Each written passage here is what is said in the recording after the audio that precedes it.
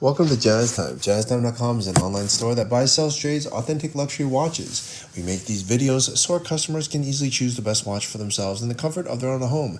If you like this watch and would like to purchase it at the lowest price anywhere online, click on the link in the description below to buy it at JazzTime.com. Today, I'll be reviewing the Omega Speedmaster Moonwatch Professional 42mm steel on coated nylon fabric strap, reference 310.32.42.50.01.001. I'll tell you a little bit about the history of this watch, then I'll tell you about where it stands in the lineup of other similar moon watches, then I'll tell you about the case, bezel, dial, bracelet movement, finally try it on and give you my thoughts. So let's start with just a little history. Now, a lot of watches say they have a racing theme or a yachting theme, or for this case, a moon theme.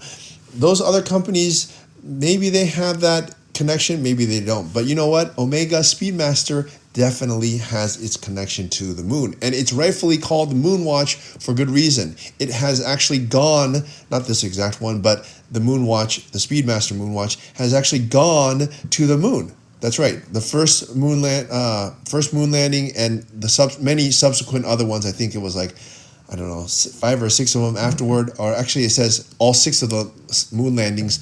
Omega watches were on the astronauts at the time. That's crazy? Yeah, definitely. So this one definitely deserves the name to be called the Moonwatch. Okay, so with that said, when did it land on the moon? 1965, I think it was. So that was the first time, and since then it's more or less looks the same, but they have many different variations of it, and I'm going to go through why this one's special. But basically, that's the history of the Moonwatch. It was created in 1965, and it went to the moon, and since then it's gone on to have many different variations, and this is one of them.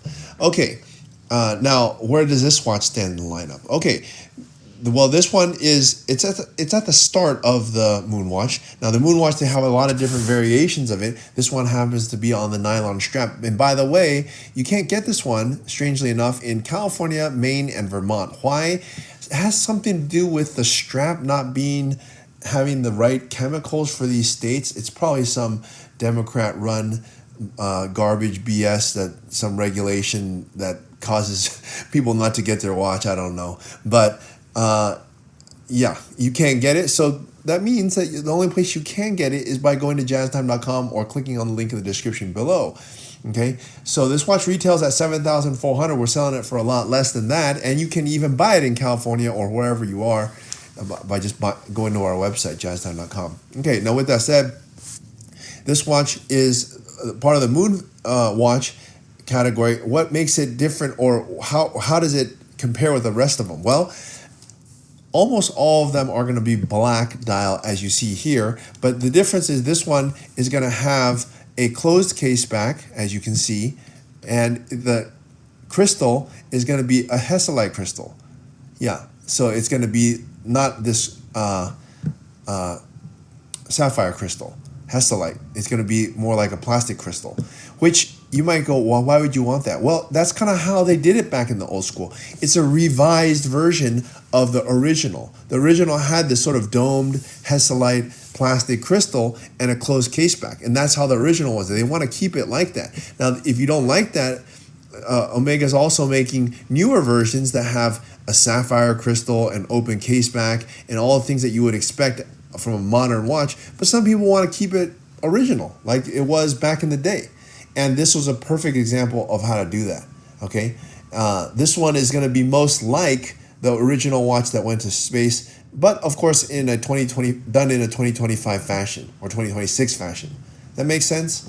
Okay, so that's where it stands in the lineup. Now they make, of course, in the Speedmaster, they make a lot of variations, other ones that are gold and platinum even, with white dial and such, but this one's black on a nylon strap. But if you wanted to, by the way, you could actually put this on the same watch is the same. They make a very similar watch. It's actually the same watch, but you could just put the bracelet on it, and it's not bracelet's not much. It's like, I don't know, $700 or $1,000, something like that. But you can put it on a different bracelet if you want. Okay, so with that said, let's start talking about the watch itself.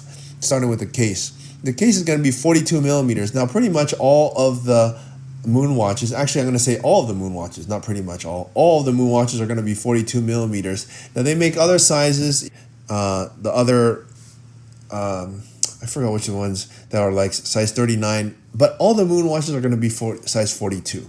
Okay, and this one's no exception, 42 millimeter, the case. And it's going to have your typical Moonwatch case, really thick beveled edge with a satin finish on the top. And it has the thickness of 13 millimeters, not terribly thick considering that it's a chronograph. They keep that weight down by keeping this watch a manual wind, which is how it was made back in the day. And the reason they do that is because they want this watch to be able to go into the moon where it doesn't have any gravity, and so there's no rotor that turns, and thereby it makes more sense to use a manual wind movement, which is what they're doing here. Okay. All right, so that's the case there, and it has these pushers that are non-screw down, so they're easily accessible. So, but don't push them in water; they could flood the movement. But that's one cool thing about this watch, is that it's much more accessible to use the chronograph. Okay, let's move on to the bezel here. Bezel also quite nice. I like that they use a very thin bezel. It's reminiscent of other watches, such as like the old Daytonas. Back in the day, on the vintage Daytonas, they used this very thin bezel, and this one happens to be in anodized aluminum. So that basically means it's an aluminum bezel. Now that people are doing it in ceramic, but ceramic most of the time is going to be shiny. You know, aluminum is how they did it back in the day, so now they're doing it the same way. And yeah, it looks pretty cool. And you can actually calculate elapsed time, not elapsed time, but speed. I don't know exactly how to do that on here, but that's what this tachymeter is supposed to be for. I doubt anyone's going to use it for that, but anyways. Okay, let's look at the dial here. The dial here is just simple black. Now they make all the steel ones in one of two colors, black or white, simple.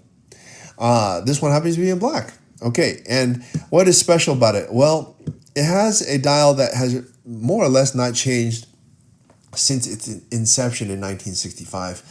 And you have hour markers that are luminescent as well as the hands. And then you have the counters on the 3, 6, and 9. You have the 30-minute counter on the right. At the bottom, you have an hour counter, and then you have a running second hand on the left, which is basically how all chronographs are set up mostly. And start, stop at the top, and reset at the bottom. Okay, no date though. All right, let's move on to the strap. Here's where this watch kind of gets funky. It's on a coated nylon strap. So the nylon or canvas strap is actually not available in California. I don't know why they do that, but it's not. As I said, maybe it has something to do with some regulation, environmental or some garbage. But okay. Anyways, that's what it is. And then it has this nice buckle. I like the way that they set up the buckle. You can also change this, by the way. If you like to have a NATO strap or even a steel bracelet, you can do that. Okay, let's look at the movement now. The movement here is going to be a manual wind, caliber 3861, and this one differs from other versions that they also offer one that's another, I think $1,500 more, and it comes in a leather strap. And the other one, very similar to this, the difference is that the crystal, this one's a plastic crystal, the one that's about 1,000 and change more is a sapphire crystal, and also this one has a movement 3861. The other one also has a 3861, but you can't see it. Here it's covered. On the more expensive 3861, you can see it because it has an open case back. Open case back with a sapphire, to see it. So yeah, that's just how they did it back in the day. Those are the differences. Not a lot of difference, but it's still a difference. Okay, but everything else is the same, and the movement is it's manual wind, very nice too. So there you have it. Okay, so what else we can say about this? That's it, I guess. We're at the end of the video. Time to try this watch on and give me my thoughts. Now, I'm a huge fan of Omega. I think they make a really high-quality watch at a reasonable price.